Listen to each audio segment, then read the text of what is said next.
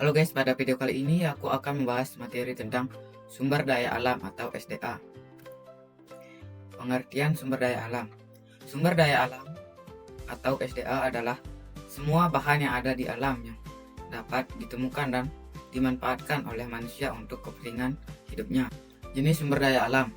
Jenis sumber daya alam bisa dibedakan berdasarkan sifat, potensi, dan macamnya. Berikut penjelasannya.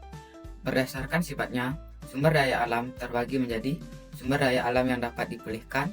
Jenis ini adalah sumber daya yang bergantung pada manajemennya. Persediaannya bisa menurun atau meningkat. Jika dikelola dengan baik, jenis ini bisa pulih dan regenerasi kembali. Contohnya adalah tanah, hutan, hewan, dan tumbuhan. Sumber daya alam yang tidak dapat dipulihkan ini merupakan sumber daya yang secara fisik akan habis dan tidak bisa digunakan kembali. Contohnya, batu bara, minyak bumi, dan gas alam. Sumber daya alam yang tidak habis, contohnya adalah udara, matahari, dan air. Berdasarkan potensi penggunaannya, sumber daya alam terbagi menjadi sumber daya alam materi. Jenis ini digunakan dalam bentuk fisiknya, contohnya besi, kayu, serat kapas, dan emas. Sumber daya alam energi.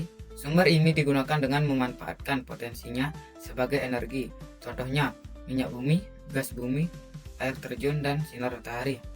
Sumber daya alam ruang. Jenis ini dimanfaatkan sebagai ruang tempat hidup, misalnya tanah. Pembagian yang ketiga adalah sumber daya alam berdasarkan macamnya. Berdasarkan macamnya, sumber daya alam terbagi menjadi dua, yaitu sumber daya alam non-hayati atau abiotik. Ini merupakan sumber daya benda mati, contohnya tanah, batu, air, dan angin. Dan yang kedua, sumber daya alam hayati atau biotik. Ini merupakan sumber daya alam yang berupa makhluk hidup, contohnya manusia, hewan, dan tumbuhan. Manfaat sumber daya alam. Sumber daya alam atau SDA memiliki banyak manfaat bagi kehidupan manusia. Di antaranya, sumber energi.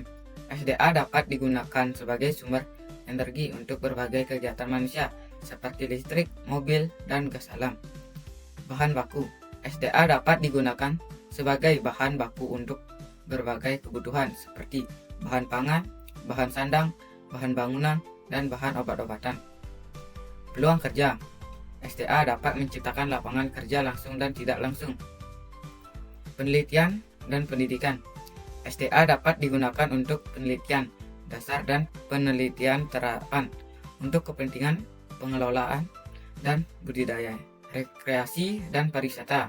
SDA dapat digunakan untuk rekreasi dan pariwisata alam. Terima kasih telah menonton, sampai jumpa di video selanjutnya.